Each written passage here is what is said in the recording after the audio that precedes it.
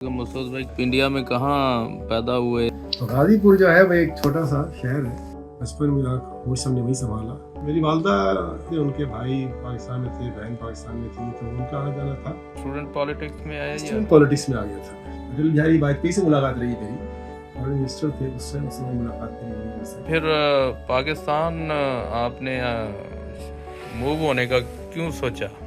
आज तक मेरे कुछ समझ में नहीं आया है। मेरी वालदा ने कहा था कि हम पूरी फैमिली शिफ्ट हो जाएंगे पाकिस्तान, लेकिन उसके बाद कुछ हालात ऐसे बने कि ये छोटा मेरा भाई था, वो भी पाकिस्तान के अगेंस्ट हो गया। हम दो भाई ऑलरेडी सरेंडर कर चुके थे, तो हम वापस नहीं जा सकते थे। तो फिर जब फैमिली पीछे रहेगी, वालदा पीछे रहेगी, तो आप लोगों ने कोशिश की कि वापस इंडिया चले हाँ, जाए? हमने सोचा एक बार कोशिश भी की। कानूनी तौर पे एक आदमी जो इंडिया का नेशनल हो और इंडिया नेशनलिटी को छोड़ दे, वो दोबारा इंडियन नेशनल नहीं हो सकता। और फिर मेरे दिमाग में एक चीज आ गई थी कि मुझे यहाँ से जाना है। मैंने एक एम बना दिया। जी अस्सलाम वालेकुम मसूद भाई, कैसे हैं? खैरियत है? जी अल्हम्दुलिल्लाह। अल्लाह ज़रा अपने बताएं, आप इंडिया में कहाँ पैदा हुए और अपने बचपन के बारे में बताएं कि कैसा माहौल था। मैं इंडिया में पैदा हुआ हूँ भाई, ज़िला गाज़ीपुर नाम है, यूपी में छोटा सा ज़िला एक है। और वहाँ मैं पैदा हुआ, बल्कि पैदा तो वहाँ भी नहीं हुआ था मैं, सही मानों में। हम लोग वहाँ पे बचपन हमारा गुजरा वहाँ। मेरे वालिद की जो पोस्टिंग होती थी वो डिफरेंट सिटीज़ होती थी, डिफरेंट इलाके में, कि सब स्टार थे। तो जब उनकी क्या काम, क्या जॉब थी? गवर्नमेंट ऑफिसर थे वो। अच्छा। तो उनकी पोस्टिंग होती थी डिफरेंट एरियाज़ में। तो जिस टाइम मेरी पैदाइश हुई थी उस टाइम आजमगढ़ में थे वो, घोसी तहसील थी वहाँ पे। तो गाज़ीपुर जो है वो एक छोटा सा शहर है यूपी का।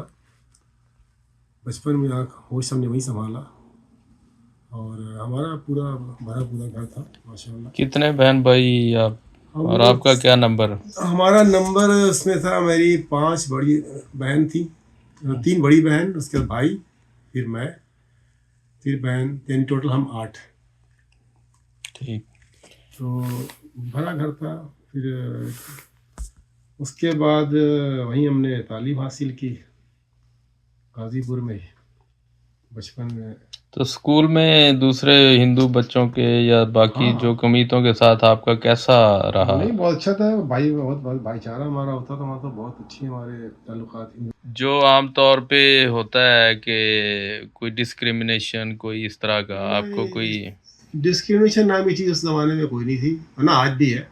अच्छा। हमारे इलाके में बहुत ही आपस में मेल जोल, दूसरे साथ उठना बैठना, आना जाना, हमारे घर में आना जाना, हिंदुओं का हमारा उनकी आना जाना, मतलब जैसे बिरादरी समझ ले, बिरादरी है हमारी। अच्छा। और आज भी है, आज भी मौजूद है वही चीज़।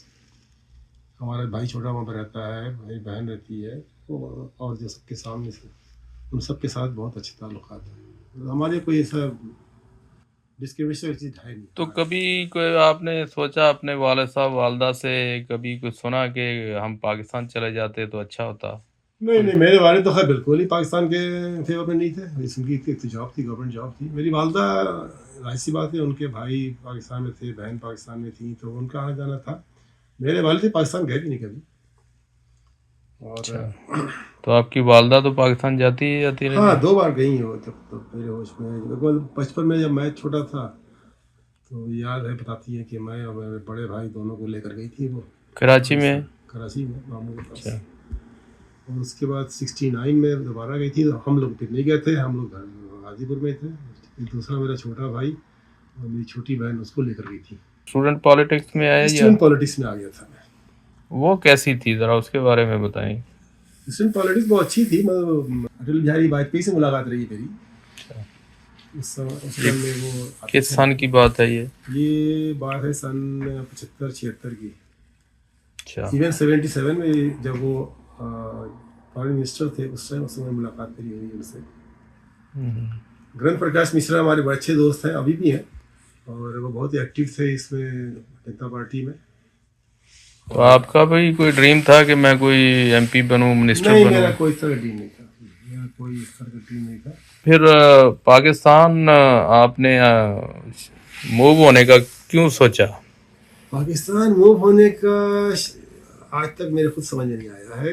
ये मेरा ख्याल है एक होती इंसान की ज़िंदगी में कुछ लिखा होता है कि उसको हासिल करने के लिए कहीं से कुछ जाना होगा, तो शायद वो रास्ता था।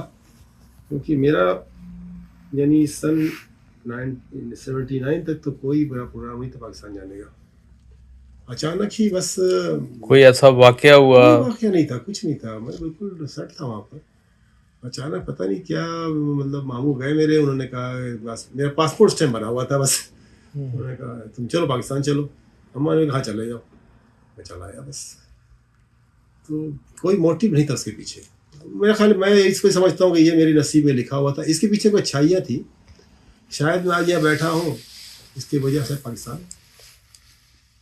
अमेरिका को और भी मेंबर पाकिस्तान सिटीजनशिप ली या हाँ, मैं और मेरे भाई, मेरे दो बड़े भाई थे, वो दोनों गए थे। असल में मेरी वालदा ने कहा था कि हम पूरी फैमिली शिफ्ट हो जाएंगे पाकिस्तान में।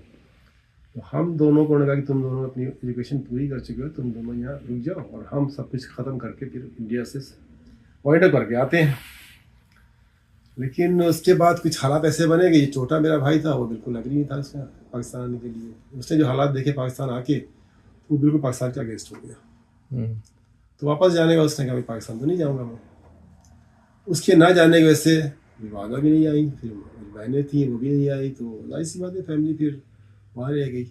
हम दो भाई ऑलरेडी सरेंडर कर चुके थे पासपोर्ट अपना, तो हम वापस नहीं जा सकते थे, इसलिए हमें पाकिस्तान रहना पड़ा।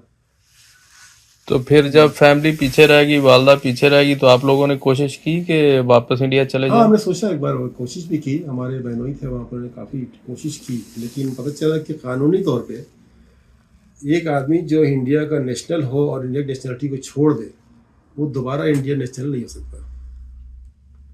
इसलिए हमारे केस में ये अड़चन आ गई और हम नहीं जा सके। तो उसके बाद पाकिस्तान में ही हमने फिर स्ट्रगल करना शुरू किया। अपनी एक एम बनाया मैंने फिर कि मुझे फिर यहाँ पर नहीं रहना है, मुझे यहाँ से निकलना है। अच्छा, जो वालदा और भाइयों ने और बहनों ने जब इरादा तर्क कर दिया कि पाकिस्तान नहीं जा रहे, तो आप डिप्रेस हुए? हाँ, काफ़ी डिस्पर्स हुए, काफ़ी सोचा कि क्या हो गया ये अचानक। मतलब हम पाकिस्तान को एक्सेप्ट नहीं कर सकते उसके बाद। मतलब हमारी तो कंडीशन बिल्कुल अजीब सी हो गई थी। और फिर मेरे दिमाग में एक चीज़ आ गई थी कि मुझे यहाँ से जाना है। मैंने एक एम बना लिया कि मुझे आई हैव टू गो। मेरा एम जो था वो अमेरिका था, यूएसए। और वहाँ से निकलने के लिए बहुत सारी स्ट्रगल करनी पड़ती थी मुझे। वो स्ट्रगल मैंने किया, अपनी 8 साल की ज़िंदगी मेरी बड़ी स्ट्रगल की रही है। ये कौन से सन की बात कर रहे हैं? ये आप समझ लीजिए 81 से लेकर 88 तक की। उस दौरान मैंने मतलब अपने सर्वाइवल के लिए क्या नहीं किया है। मतलब मैंने ग्राउंड टू अर्थ होकर काम किया, मैंने शॉप चलाई, मैंने प्लम्बरी का काम किया, मैंने टेलर मास्टरी की। 4 साल तक मैं टेलर मास्टर की दुकान खड़ा रहा, काम करता रहा, सीखा किया। सिर्फ एक था मुझे आयन कि मुझे यहाँ से निकलना है। और निकलने का मकसद क्या था? मैंने पढ़ाई थी या काम था पढ़ाई। या वैसे ही मुल्क छोड़ना चाह रहे? दो मकसद था। पहला ये था कि पढ़ाई, अच्छी एजुकेशन हासिल करना। मेरा भी था कंप्यूटर साइंस मुझे करनी है, तो उसके लिए जाहिर से आपको बाहर जाना, कि मेरे पास वहाँ रिसोर्सेज नहीं थे कि मैं पढ़ सकता। दूसरी चीज़ ये थी मेरे दिमाग में कि अगर मैं यहाँ से निकल जाऊँगा तो मेरे लिए इंडिया आना जाना बड़ा आसान हो जाएगा, यानी फैमिली से आप मिल सकेंगे। हाँ, बस 2 एम थे जिसकी वजह से मैंने कहा कि मुझे यहाँ से निकलना है। तो फिर बताएं, आपकी जो अमेरिकन यूनिवर्सिटीज़ में दाखिला हुआ? हाँ, मैंने 2 बार कोशिश किया वहाँ पर यूनिवर्सिटीज़ में एडमिशन मुझे मिल गया था, लेकिन मुझे वीज़ा नहीं मिल सका क्योंकि मेरी फैमिली जो कंपोजिशन थी बड़ी डिफरेंट थी। ऐसी बात है, जब इंटरव्यू में जाते हैं आप अमेरिकन कॉन्सुलेट में, तो पूछते हैं मेरे फादर, मेरे मदर, मेरी बहन, भाई, मेरी फैमिलीज़ कहाँ है? इंडिया में है। फादर एक्सपायर हो चुके हैं, आई मेलोनी पाकिस्तान। तो उनको था कि you will not come back. तो इस वजह से वो कंफ्यूज थे कि जी आपको वीज़ा नहीं दिया जा नहीं, सकता। कहते your family ties are very weak in Pakistan. और बात सही भी थी, ठीक थी। तो और दूसरी बात भी, मेरे फादर एक्सपायर थे, तो उससे बड़ा एक रीज़न ये भी था। मुझे तो your father expired, your mother in India, sister brother India, so you have very weak ties इन पाकिस्तान। तो इसलिए 2 मरतबा मैंने अप्लाई किया, दोनों बार मेरा रिजेक्ट हो गया। फिर लेकिन फिर भी आपने मैंने हिम्मत नहीं हारी। हम्म, फिर मैंने देखा कि मुझे पता चला कि साइप्रस में एक जगह है जहाँ पर एंट्री हो सकती है, और वहाँ पर अमेरिकन कैंपस है, यूनिवर्सिटी कैंपस है, जो भी सेम डिग्री करवाते हैं जो कि अमेरिका में होती है। यूनिवर्सिटी इंडियानापोलिस का कैंपस था वो। तो मैंने वहाँ एडमिशन के लिए अप्लाई किया, वहाँ एडमिशन मेरा हो गया और मैं 88 में वहाँ चला गया। तो तब की थी क्या फीस स्ट्रक्चर वगैरह क्या था, कितना खर्चा उस है? टाइम फीस बहुत कम थी। उस टाइम तो मेरे ख्याल है फीस थी $1600 थी एक सेमेस्टर की। वहाँ एक्चुअली साइप्रस में पाउंड चलता था, तो उनका पाउंड जो था वो था $2.1 इक्वल टू 1 पाउंड। और रहाइश का तकरीबन समझ लीजिए 50 पाउंड्स आपका खर्चा आता है महीने का। तो मैंने वही बताया मैं को कि मैंने दर्जी का काम किया, टेलर मास्टरी की, उससे पैसे बनाए, जॉब भी की साथ में डिजिटल कम्युनिकेशन में, वहाँ से पैसे लिए। मेरा एम था कि मेरे इतना पैसा हो कि मैं एक सेमेस्टर की फ़ीस और अपना ख़र्चा लेकर वहाँ पहुँचूँ, और अल्लाह ने के करम से मैं वहाँ पहुँच गया। मेरे पास इतना ही था। मैंने एडमिशन लिया, वहाँ पढ़ाई शुरू की, पहला सेमेस्टर गुजारा, स्प्रिंग टाइम था, उसके समर आया। समर में मैंने जाकर एक फैक्ट्री में जॉब की, फाइबर ग्लास की फैक्ट्री थी, बड़ी टफ जॉब थी। बस सिर्फ ये था कि वहाँ पैसे अच्छे मिलते हैं, तो मैंने पूरा समर वहाँ गुजारा।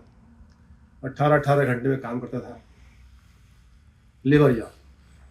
उससे मैंने इतना पैसा बनाया कि अगले 2 सेमेस्टर मुझे फीस और मेरा ख़र्चा मैंने निकाल लिया। अब मुझे जॉब की ज़रूरत नहीं है। तो मैं बाकी पढ़ाई करता था, 2 सेमेस्टर पढ़ाई की, फिर समर में जॉब की। कितने साल का प्रोग्राम था 4 वो? साल, और ये मैंने 3.5 साल पूरा कर लिया था। मैं अर्ली एग्ज़ाम देकर आ गया था। तो मार्च 92 में वापस आ चुका था। तो पढ़ाई के दौरान आप पाकिस्तान आते जाते रहे या एक बार उधर ही आया रहे? था, एक बार आया था पाकिस्तान, एक बार पाकिस्तान आया था 91 में। उसके बाद, उससे पहले नहीं आया था। तो उसके बाद जब आपकी एजुकेशन हो गई साइप्रस से, फिर आप किधर गए? एजुकेशन होने के बाद मैं वापस पाकिस्तान आया। मैंने वहाँ से अप्लाई किया था ऑस्ट्रेलियन वीज़ा के लिए, और लकली वीज़ा मुझे मिल गया। उसके बाद मैं पाकिस्तान आया, फिर मैं ऑस्ट्रेलिया चला गया, वहाँ रहा, वहाँ से वापस आया। फिर पाकिस्तान में हमने एक सॉफ्टवेयर हाउस खोल लिया, जिसमें मेरे साथ रिजवान जो फारसी और अदीब खान और मैं, 3 आदमी ने मिलकर हमने ये कंपनी शुरू की। ये कब 90s की बात है? ये हमने शुरू किया 92 में,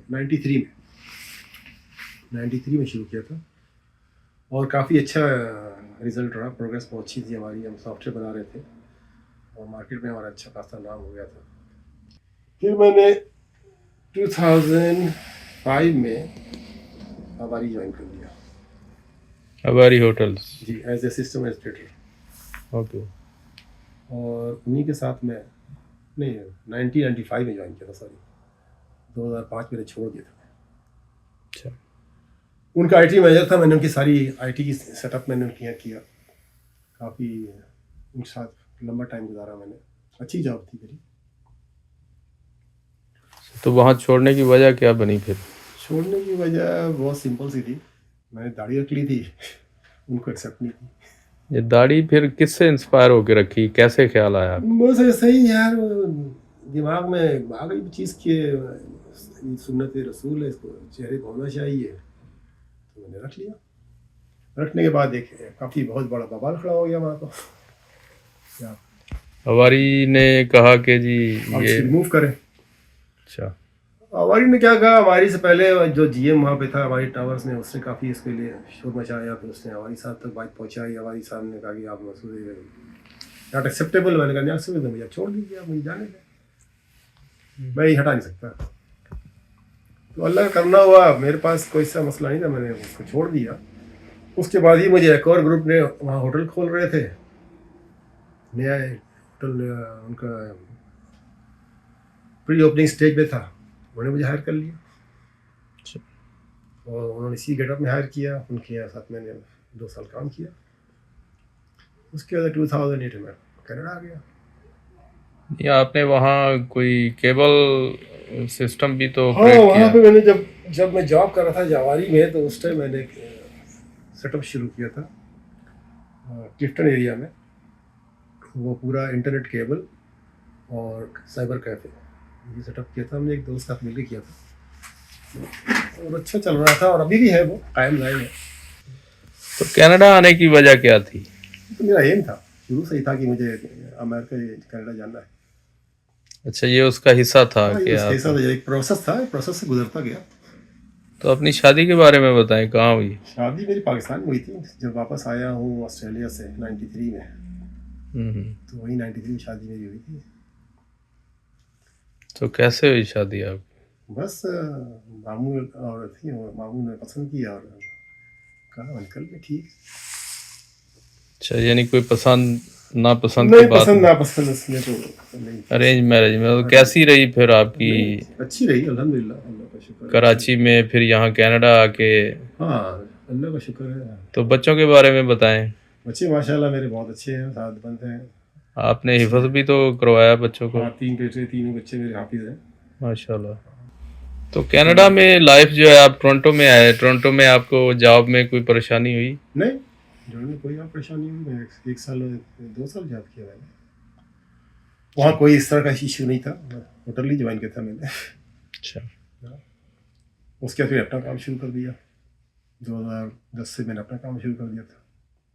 तो अपने यहाँ जो बिजनेस है, इसमें आपकी क्या ऑब्जर्वेशन या किस तरह का कि मसलन कोई प्रॉब्लम या कोई इस तरह? नहीं नहीं नहीं, बिजनेस तो बहुत ही चीज़ है, और मैं पसंद करता हूँ, और अल्लाह का शुक्र है इसमें कोई मुझे परेशानी नहीं हुई।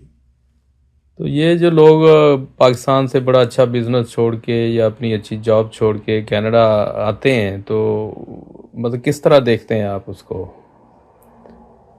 कि उनको आना चाहिए या रीज़न क्या है? जैसे आपका तो पैशन था कि जी मैंने रीज़न तो अमेरिका मुझे कनाडा जाना। सिर्फ एक ही लगता है कि insecurity, no law and order situation, ये है रीज़न। मेन चीज़ ये, मतलब मैं सोचता हूँ लोग पाकिस्तान में ज़्यादा अच्छे पैसे कमाते हैं। ज़्यादा अगर वहाँ पे लॉ एंड ऑर्डर सिचुएशन अच्छी होती, पॉलिटिकल सिचुएशन अच्छी होती, तो बड़ा अच्छा मुल्क है पढ़ने के लिए। तो बच्चों की ग्रोथ के हवाले से बताएं कि जो कनाडा में जो चैलेंजेस हैं वो किस तरह के हैं, आपको किस तरह के चैलेंजेस आए?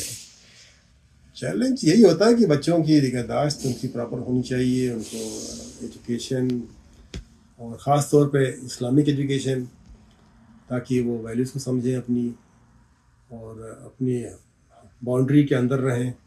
क्या करना चाहिए? अपना एक्सपीरियंस शेयर करें मेरा ना एक्सपीरियंस जवान। यही है, मैंने तो बच्चों से साफ कहा था, भाई मैं कनाडा तुम आ गए हो, लेकिन ये समझ लो कि एक पुल सरात पे से गुजर रहे हो।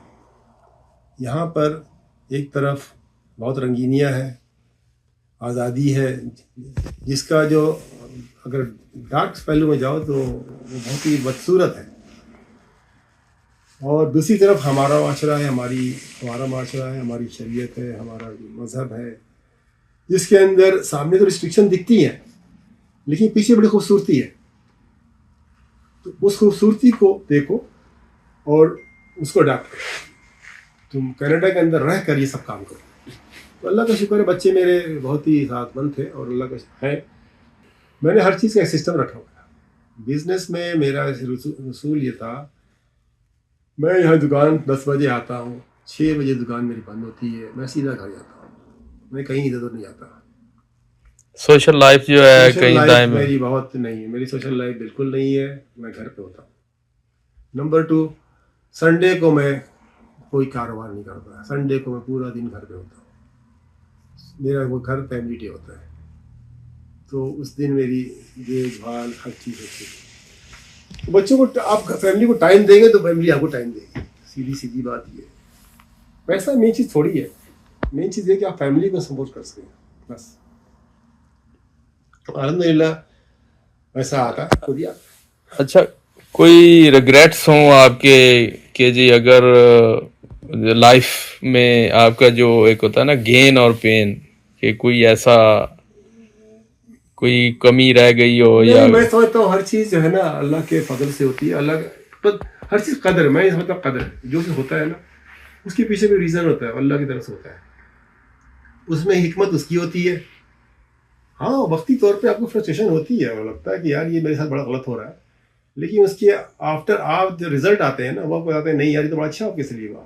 अब मिसाल के तौर पे पाकिस्तान आना, मैं समझता हूँ शायद पाकिस्तान ना आता तो शायद मैं यहाँ भी ना होता, मैं वहीं कहीं पॉलिटिक्स लड़ा रहा होता या कहीं पॉलिटिकल वर्कर बना हुआ घूम रहा होता, शायद मुमकिन है। ठीक है, तो पाकिस्तान आने के बाद मुझे एक फाइटिंग स्पिरिट मेरे अंदर पैदा हुई कि मुझे करना है, I have to do it. तो वो फाइटिंग स्पिरिट जो है ना मुझे यहाँ लेकर आई है।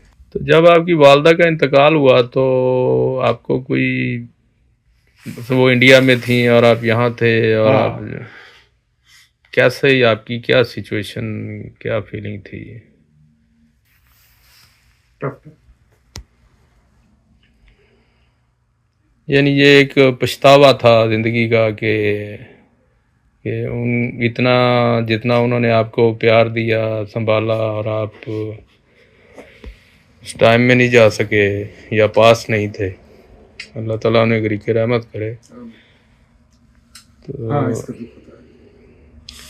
तो यहाँ पे कनाडा में आपकी क्या ऑब्जर्वेशन है? मुख्तलिफ जो कम्युनिटी है, हमारे देसी लोग हैं, जो गोरे लोग हैं, एक अरसा कारोबार करने और आपके कस्टमर होने के बाद आप किस तरह देखते हैं कि उनका जो मॉरल वैल्यूज़ हैं किस स्टेज पे खड़ी हैं, डीलिंग के एतबार से या एक कमिटमेंट के एतबार से? डीलिंग के द्वार से अगर आप जिस तरह डीलिंग करेंगे उसी तरह का आपको रिस्पॉन्स मिलता है। अल्हम्दुलिल्लाह, अगर आप उनसे फेयर डीलिंग करेंगे तो आपको फेयर रिस्पॉन्स मिलेगा, और मेरे पास फेयर रिस्पॉन्स है, अल्लाह का शुक्र है कि मैं आप मतलब लोग अच्छे अच्छे नामों से याद करते हैं, अभी भी हमें बहुत अच्छे रिगार्ड्स देते हैं, चाहे regardless of the community, regardless of the social area. उसमें गोरे भी हैं, उसमें नेटिव्स भी हैं, उसमें मेटिस भी हैं, उसमें पाकिस्तानी भी हैं, इंडियंस भी हैं, मतलब अच्छी मुझे रिगार्ड देते हैं। तो आपने कोई प्लान बनाया हुआ है कि अब कोई बिजनेस को वाइंड अप करके कोई आप और कुछ हाँ, करना चाह रहे हाँ हैं? बिल्कुल, नाइस सी बात है, कोई बैठा तो नहीं रहेगा ना, लाइफ तो गोइंग ऑन प्रोसेस है, गोइंग ऑन प्रोसेस में कुछ ना कुछ तो होना चाहिए। तो नाइस सी बात है, मैं ऑब्जर्व कर रहा हूँ, देख रहा हूँ, मुझे कुछ तो करना होगा और करूँगा, नाइस सी बात है। यानी आप घूमना चाहते हैं, आप किसी और जगह एक्सप्लोर करना चाह हाँ, रहे हैं? एक्सप्लोर करूँगा कुछ। हाँ, कहते हैं आगे दुनिया और बहुत सी है, बहुत अभी दुनिया पड़ी हुई है और वैसे मैं शुरू से कुछ सारी तबीयत कर रहा हूँ कि मैं कभी एक जगह टिक के नहीं बैठा हूँ। सही। हो सकता है कोई नई जगह मेरे लिए अल्लाह ताला ने सोची हो। यानी इस यकीन के साथ। हाँ, मैं हमेशा अल्लाह पे यकीन रखता हूँ और भरपूर यकीन रखता हूँ कि जो कुछ भी होता है अल्लाह की तरफ से होता है, उसके पीछे मेरी कोशिश होती है, काम भी वो देता है। यानी अगर मैं यहाँ पहुँचा हूँ तो इसके पीछे भी उसकी सब मेहरबानी है। यानी जहाँ भी हुआ, जो भी मेरे साथ हुआ आज तक, उसमें सब में अल्लाह की मेहरबानी है, उसने मेरे साथ बहुत करम किया हुआ है, तो जितना उसका शुक्र अदा करूँ कम है। शुक्रिया मसूद भाई, अल्लाह ताला आपको हिफ्ज़ ईमान में रखे और जो आमीन भी आपके मामलात हैं उनको आसान करे। आमीन।